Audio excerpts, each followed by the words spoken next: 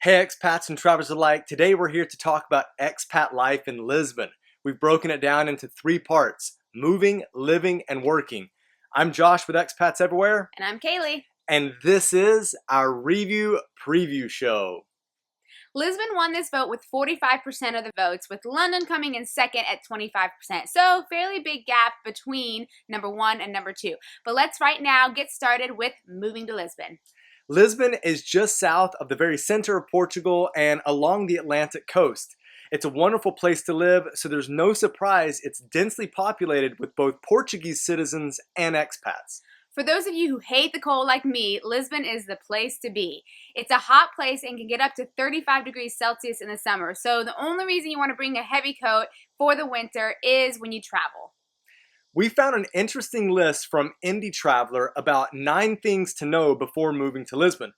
We'll put this article in the description below, but let's quickly break down this list for you and give you additional information throughout these points. The first thing he has listed is that it's hard to find a place to rent.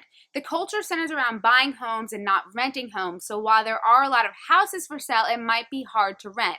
The best thing you can do is give yourself enough time to research and find a place.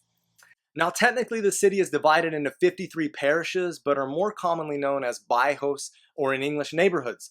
Each area has their own flair of culture, personality, and history. Bairro Alto is a very popular district for both locals and expats, with its variety of cafes, bars, shops, and more. It's an excellent place to live. Entertainment and things to do are not lacking in this neighborhood. If you're looking for something a bit more artsy, then head to Chiado, where you will find a good mix of historical and contemporary. You have churches, theaters, and art schools in this district. Right in the heart of the city is Beja. It is really close to some top tourist attractions, so keep that in mind, but you have a myriad of restaurants, shops, cafes, and more. Lastly, if you're looking to be out of the city center a bit, you can check out the area commonly known as the Expo. The World Exhibition of 1998 was here, so there's a decent amount of space. You'll find that it's up and coming and it's modern and upscale. A few good websites to find a place to rent are listed here. Do be sure to check the 2020 notes made on this list, as there was an update stating it is getting a little easier. Next on the list is local jobs don't pay well. While this is true, there are options for decent pay. We will touch more on this when we get to our working in section later in the video. Third on the list is cost of living is low, which is great. While local wages might be low as well, coming in on an expat package or being completely digital could be advantageous. We'll break down the cost of living and give you some more on prices when we get to our living in section. Number 4 on Indie Traveler's list is there is bureaucracy. Efficiency and speed isn't their strong suit, so it could cause frustration.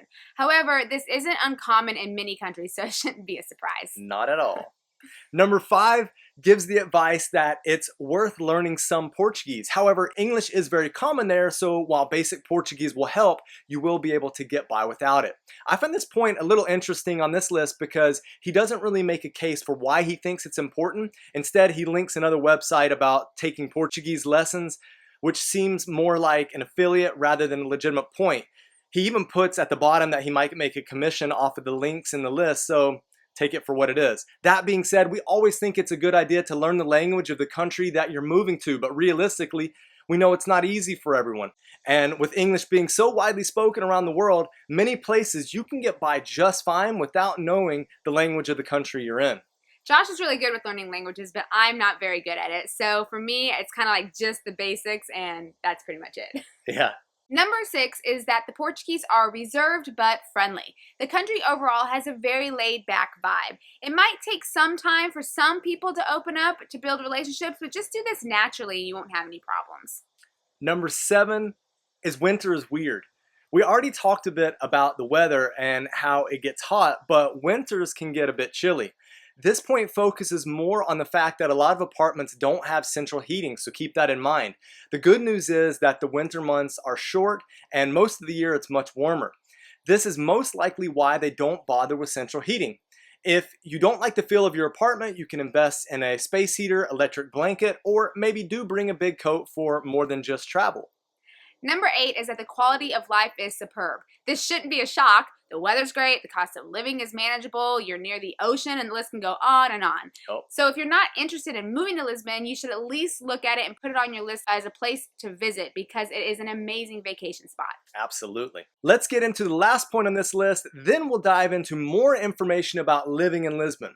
Lastly, Indie Traveler says that groups and meetups help you settle in. This is so true as it will help you meet people and get adjusted quicker. He lists a few websites to check out, but it's always easy to head out for a few drinks and strike up a conversation with someone new.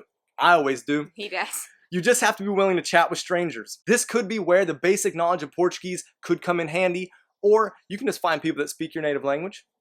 Okay, that's all for the list and information on moving to Lisbon. Let's chat about living in Lisbon. Lisbon is Portugal's largest city, but the most recent census done in 2011 shows that only about 500,000 people live in Lisbon proper. And apparently, that number is actually on the decline. But keeping things in perspective, this census didn't take into consideration the city's metropolitan areas. So if you add those up, it's more like 3 million. Portugal has a population of just over 10 million, so 3 million in the Lisbon area is a lot. So when living there, expect for it to feel like a big city. 30%. It is a multicultural city, so expect to see lots of expats there from Eastern Europe to those who have roots in former Portuguese colonies. Lisbon's rich history makes it a fascinating place to live. Portugal has been occupied by different rulers, so the architecture is influenced by Arabic, Roman, Germanic, and more. The Roman Catholic culture also influences the architecture, and there are plenty of churches and cathedrals in the city. There are also UNESCO World Heritage Sites. Something worth noting is the fado, which is unique music of Portugal's streets. This music is everywhere around Lisbon and part of their culture. Let's break down a few of the costs in Lisbon. A one-bedroom apartment in the city center will be around 900 euros, but move out of the city center and you can find it for closer to 600 euros. Utilities will be around 100 euros and internet around 30 euros. Yeah, and this is for more modern apartments, right? Right. So you can get cheaper.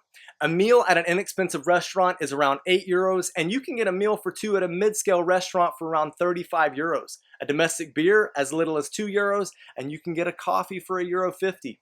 Public transportation is cheap. A one-way ticket is under 2 euros and a monthly pass is 40 euros. Taxis and ride shares are also reasonable.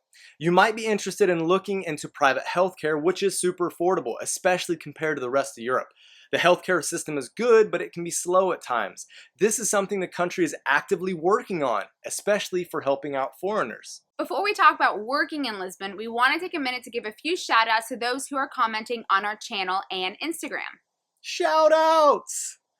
Let's start out with Instagram. We took this picture somewhere, I don't know, and asked people to guess where it was taken. Super commenter Gandrud stole the show with this hilarious response, H Hardware. If you guys want to guess in the comment section, feel free. Next, our subscriber Patrick tells us that he's doing research about moving to Penang and he's wondering about the DeLaught International School. While we don't give out the contact information of our interviewees without their consent, we can tell you that DeLaught is a very reputable international school in Southeast Asia, known for its focus on community. Yep, and another subscriber, Pael, commented how they're moving to Edinburgh soon. Thanks for the helpful video. Stay safe. Listen, we love hearing from you all. We love it when you find our videos helpful and that they're helping you prepare to move to different places that we highlight. Keep those comments coming. Jeff Anthony, you caught us. Josh and I were indeed on House Hunters International in Singapore. If this video gets 100 likes before the next review preview show on July 2nd, we'll do a special video about our HHI experience. How does that sound? Deal? Deal. Thanks for sharing, Karen. Karen watched our video with Jen in Saudi Arabia and told us that she shared the video with a friend of hers. We do this stuff because we love it and we love to help you get more information to prepare for your move. If you find this stuff helpful, please share. YouTube loves it when people share videos, so that's another way to help us grow. All right, lastly, let's talk about working in Lisbon. Before you even head there, be prepared for red tape to get your proper documentation. The good news is that if you're moving with a company, your employer will help. The bad news is that it can be slow. It's not necessarily complicated, just frustrating. This goes for visas, but also licenses and certifications if you're trying to open up your own establishment. Now, what about those who want to work digitally? Well, you'll need to go about the visa process yourself. And actually, Josh and I are currently looking into moving to Portugal as digital nomads. So we're looking into this process. However, things have been slowed down because of COVID-19 and they shut down the visa processing. Thankfully, the services are starting to open up for those of you working on your own visa for Portugal. You'll want to use a company like VFS Global. Visa services have literally just opened up this week, so we're working on it, and we'll make another video about what that's like for us. Yep. EU citizens aren't required to have a residence or work permit. For non-EU citizens, you must apply for your visa at a Portuguese consulate in your home country. You can get a temporary residence visa for 1 year at first, then reapply for 2 consecutive 2-year terms. Once you've been there for 5 years, you can apply for permanent residency. The National D visa is the major common visa for expats. This is for expats who plan to move to Portugal permanently for retirement, independent living, or for their own business. You'll need proof of sufficient funds and private health care, and this is what Josh and I are looking into. Well, how about job opportunities in Lisbon? The services sector is enormous. A bunch of the largest Portuguese corporations are headquartered in Lisbon, like Telecom, which is a telephone network, and Energias de Portugal, which is the largest energy supplier. So if you're in either of these fields, Lisbon's a great option for you. Many other services are moving into the city, which means more jobs for expats and locals. Another thing to consider is that Lisbon is right on the water, so import and export or anything having to do with ships, transferring, or shipping is huge. Another area of work is in the media, as the country's major media outlets are based in Lisbon. A few other big companies that are in Lisbon are Samsung, Hewlett-Packard, and Nestle. Never heard of them. Living under a rock. If you're not in the services industry, you can still find jobs in industrial enterprises, as those have a presence in the area as well. It might be difficult to break into the manufacturing industry as an expat, but the technology and alternative energy industries are growing, so you can always consider those.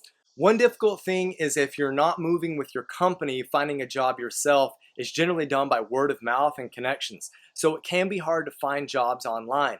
Lastly, we can't forget to mention that Lisbon is an amazing place to retire if you're in that stage of life. If you haven't already, be sure to hit the subscribe button and the notification bell to stay up to date on what's happening in the world of expats everywhere. On that note, let's quickly let you know what is happening in our world. Last Sunday, we posted a video about life in China. Daniel is a strengths-based professional coach who lived in China for over 15 years. He has a lot of great things to say about it, so be sure to see what his experience was like in the southwestern part of the country. I actually did a few coaching sessions with him, and it was a great experience. The week before, we had an extremely interesting interviewee, Alexandra, who is the wife of a Romanian diplomat living in Berlin. She wrote a book called Just a Diplomatic Spouse, and she talks about it with me in that video. And I read the book, and I thought it was really interesting. I found it quite fascinating to kind of get a bit of insight into the diplomatic life. This Sunday, we have an interview from an expat living in Slovakia, so be on the lookout for that. We are now moving on to the letter M, so head over to our community tab page to vote for the next city. Remember, we post these videos every other Thursday. That's all for this review preview show. Until next time, bye. Bye.